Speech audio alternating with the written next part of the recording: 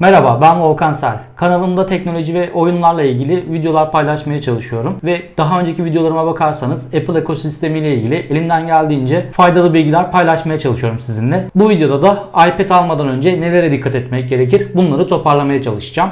Şimdi gelin ilk maddeyle başlayalım.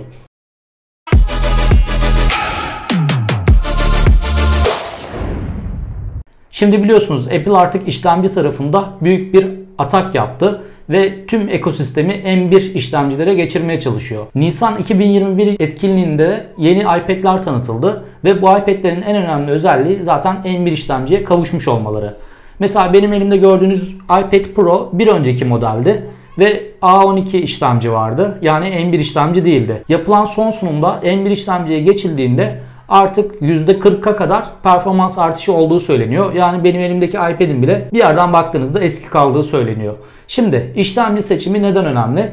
Apple M1 tarafına ağırlık vermişken aslında siz eğer Apple ekosisteminizi genişletmek istiyorsanız, yani iPad'in yanı sıra eğer iPhone, MacBook gibi cihazlar kullanıyorsanız yavaş yavaş gitmek istedikleri nokta M1 olduğundan eğer bütçeniz yetiyorsa M1 almanızda fayda var. Asıl kriter tabii işlemciden ziyade sizin ne yapmak istediğiniz. Eğer siz sadece örnek veriyorum işte webde gezineceğim, Netflix'te bir video izleyeceğim, YouTube'da takılacağım ya da ben okulda sadece not tutacağım diye düşünüyorsanız o zaman işlemcinin M1 olmasına gerek yok. Daha uygun fiyatlı iPad'ler piyasada bulunuyor zaten. O zaman hiç işlemciyle kafanızı karıştırmanıza gerek yok. Bu tür basit işler için daha uygun bütçeli iPad'lere yönelebilirsiniz. Ama benim gibi eğer video edit işleriyle uğraşacağım gibi böyle makineyi, yani cihazı yoracak işlerle uğraşacaksanız orada işlemci önem kazanmaya başlıyor. Mesela ben videolarımı hala LumaFusion uygulamasında iPad üzerinde yapıyorum ve burada işlemci gücü benim için oldukça önemli. Hatta M1'e geçsem mi acaba diye beni düşündürtüyor. Hani MacBook Pro'm olduğu için belki geçmeyebilirim ama şu an yeni bir iPad alacak olsam ve video editlerine burada devam edeceksem M1 işlemci benim için çok önemli bir kriter olacaktır. Bu kriter sizin için geçerli olmayabilir. O yüzden ne yapmak istediğinize karar verin ve buna göre hareket edin. İşte ben tablette mesela oyun mu oynayacağım, not mu tutacağım ya da benim gibi işte video edit gibi daha zor işler mi yapacaksınız? Bunlar önemli kriterler. İşlemciyi dikkate alın ve son Nisan Apple 2021 etkinliğini izlemeniz gerekiyor. Orada 11 inç ve 12.9 inç olarak çıkan Pro modellerde M1 işlemciler geldi. Şimdi bir diğer önemli kriter ise ekran büyüklüğü. Yani burada inçten bahsediyoruz. Mesela burada benim elimde gördüğünüz 11 inçlik bir model. Ben bunu kimi zaman böyle dikey kullanıyorum. Mesela şu an size bir şey anlatırken dikey kullanmak bana daha kolay geliyor. Ama gidip mesela bir video izleyeceksem bunu yataya çevirebiliyorum. Ya da işte video editlerken mesela LumaFusion uygulamasını böyle yatay pozisyonda kullanmak daha rahat geliyor.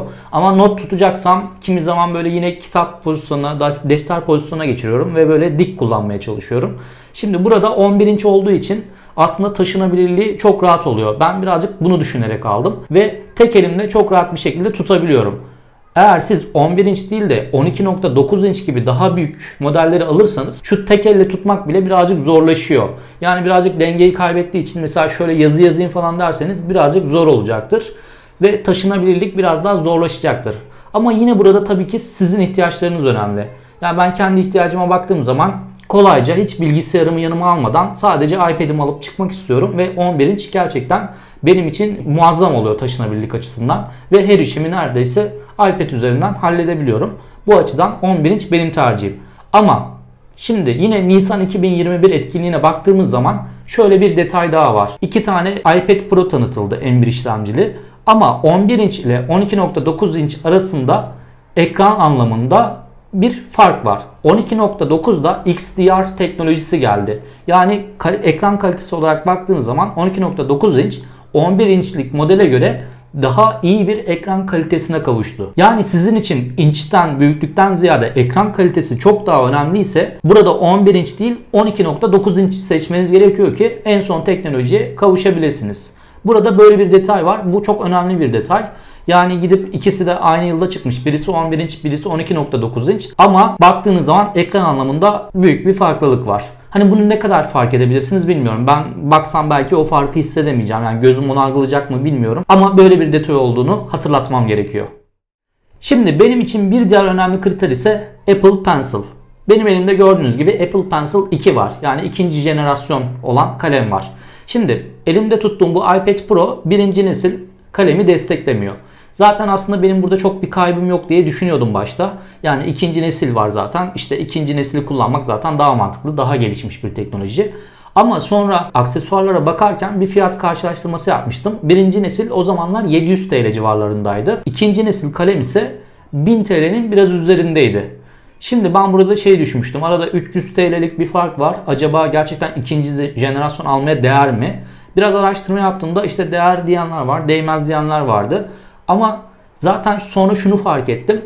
Benim elimdeki bu iPad Pro 2020 modeli birinci jenerasyon kalemi desteklemiyor. Ben mecburen Apple Pencil 2 aldım. Siz de yeni bir iPad alırken hangi kalemi desteklediğine dikkat edin. Hani ben iPad aldım yanına da bir kalem alayım derken gidip yanlışlıkla desteklenmeyen bir kalemi almayın. Daha eski modellerde de Apple Pencil 2 desteklenmiyor olabilir. Ona da dikkat edin. Hani demin demiştim birinci maddede. Mesela öğrencisiniz. Sadece not tutmak için aldınız bunu. Ama sonra hiç kontrol etmeden gidip Apple Pencil 2 alırsanız belki de tabletinize uyumlu olmayacak ve yanlış bir alışveriş yapmış olacaksınız. Tabii ki hani iptal edebilirsiniz. O iade alabilirsiniz. Sonra tekrar alabilirsiniz birinci nesli. Ama burada bir zaman kaybı olacak sizin için. Bunlarla hiç uğraşmayın diye Apple Pencil'ı özellikle vurgulamak istedim. Ki şunu da söyleyeyim, tüm videolarımda söylüyorum. Eğer bir iPad sahibiyseniz kesinlikle Apple Pencil edinin bence. Ya kullanımı inanılmaz fark ettiriyor ve iPad'den aldığınız böyle zevk katlanıyor diyebilirim. Ben klavye vesaire almadım. Apple Pencil kullanıyorum. Birazdan zaten bunlara da değineceğim. Şimdi sıradaki maddemiz aksesuar ve klavye. Aslında aksesuar derken birazcık kılıf artı klavyeden bahsetmeye çalışacağım. Gördüğünüz gibi ben bu modelde hala kılıfsız kullanıyorum. Biraz dikkatli kullanmaya çalışıyorum. Yani hani düştüğünde falan bana muhtemelen sıkıntı yaratır. Biraz tehlikeli bir kullanım içerisindeyim. Ya da dikkatsiz kullanımda çizebilirim. Hala kılıf almam gerektiğini düşünüyorum. Ama kılıflara baktığımız zaman 3 tane seçenek bizi karşılıyor. Aslında 3'ten fazla ama ben 3 diye özetleyeceğim. Bir tanesi saf kılıf diyebiliriz. İşte Smart Folio diye geçiyor olabilir onun adı. Tam hatırlayamadım. Hem önünü hem arkasını kapatan bir kılıftan bahsediyorum. İşte farklı renkleri var. Bu modelde klavye yok. Birazcık bütçenizi artırırsanız kılıf artı klavye olan ürünleri satın alabiliyorsunuz. Ama bir de en üst keyboard ürünleri var. Orada da hem kılıf hem klavye hem de trackpad'e kavuşmuş oluyorsunuz. Yani o ürünü aldığınız zaman şöyle koydunuz diyelim. İşte istediğiniz pozisyonda tutabiliyorsunuz. Burada klavyeniz var. Zaten trackpad'i üzerinde harici bir mouse klavyeye ihtiyaç duymadan bunu sanki bir laptop gibi kullanmaya başlıyorsunuz. O zaman yine iPad'den aldığınız verim oldukça artıyor. Benim elimde şu an bu ürünler yok. O yüzden bunu gösteremiyorum. Ben şu an kalemi almayı tercih ettim. Çünkü diğer videolarımda görebilirsiniz. Harici bir klavyem var. Çok acil durumlarda o klavyeyi kullanmaya çalışıyorum. Hani şu an çok böyle seyahat etmediğim için henüz o smart keyboardları almaya ihtiyaç duymadım ama sürekli bir hareket halinde olsam o klavyeyi yanımda taşıyamam çünkü oldukça büyük. Onun yerine smart keyboard'u almam gerekir. Ama burada da şöyle bir durum var. Şimdi yukarıdaki maddelerle ilintili olarak hani demiştim ya sizin için ekran boyutu önemliyse dedim. Mesela ben 11 inç aldıysam 11 inç ile uyumlu kılıfı, klavyeyi ya da o trackpad'i almam gerekiyor.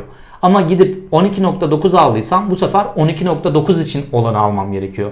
Yani 11 inç için aldığınızı 12.9 inçte kullanamıyorsunuz. Ve 12.9'da boyut büyüdüğü için o aksesuarların fiyatı da artıyor. Yani burada bütçenize bakmanızda fayda var. Şimdi şöyle bir durumla karşılaşmayın. Ben 12.9 inç aldım. Zaten 11 inçe göre daha fazla para ödedim. Şimdi sıra geldi işte ben klavye, mouse olan işte smart keyboard alacağım. Ama bir baktım 11 inç ile 12.9 inç arasında yine fiyat farkı varmış. Ben sürekli açılmaya devam ediyorum. Eğer bütçe çok kritik bir madde ise 11 inç ile 12.9 inç arasındaki bu aksesuar olaylarına özellikle dikkat etmeniz gerekiyor. Bazen şöyle kullanımlar da olabiliyor. Mesela ben 11 inç'i satıp 12.9 inç'i almak istiyorum diyelim. Bu sefer eğer elimde 11 inç kılıflar varsa onları da satmam gerekir. Çünkü 12.9 aldığımda zaten kullanamayacağım. Hiçbir işime yaramayacak. Bu madde bu açıdan da önemli. Şimdi 5. maddeye geçmek istiyorum. Burada Face ID ve Touch ID karşılıyor bize. Mesela benim elimde tuttuğum bu Pro modelinde Face ID var. Ve 2 tane Face ID tanımlayabiliyorum. Tıpkı iPhone'larımda yapabildiğim gibi. Ve Face ID ile otomatik bir şekilde, çok kolay bir şekilde açabiliyorum ekranımı. Ama bir de önceki modelde iPad Air vardı biliyorsunuz. iPad Air'da şu açma kapama güç düğmesi butonunun üzerinde Touch ID yerleştirilmişti. Şimdi burada sizin için önemli bir kriter olabilir diye söylüyorum. Hani Face ID mi kullanmak istersiniz yoksa parmağınızı dokundurup Touch ID ile açmak mı istersiniz? Hangisine alışkınsınız bilmiyorum ama ben Face ID'ye daha bir alışmaya başladım. Tabi böyle bazen hani Face ID tanımadığında şifrenizi girmeniz gerekiyor. Parmak izi biraz daha pratik olabiliyor ama en azından böyle tek elle kullanıp iPad'inizi kolayca açabilmek bana genelde daha pratik geliyor. Yani eğer Face ID ve Touch ID sizin için önemli bir kriterse onu da 5. madde olarak değerlendirmenizde fayda var. Şimdi videoda 5 madde dedim. 5 maddeyi de tamamladık ama değinmem gereken 2 konu daha var. Bunları maddelere katmadım ama bunlar zaten genelde bilinen konular diye. Şimdi birinci maddeye dönecek olursak işlemciden bahsetmiştim. Burada yapacağınız iş eğer çok yük getiren bir işse bu sefer RAM'i de artırmanızda fayda olabilir. Yani ben gittim video edit için konuşuyorum mesela. Eğer işlemci işte M1 benim için çok kritikti dedim. Ama baktım RAM'i benim için yetersiz olabilir. O zaman RAM'i artırma yoluna gidebilirim.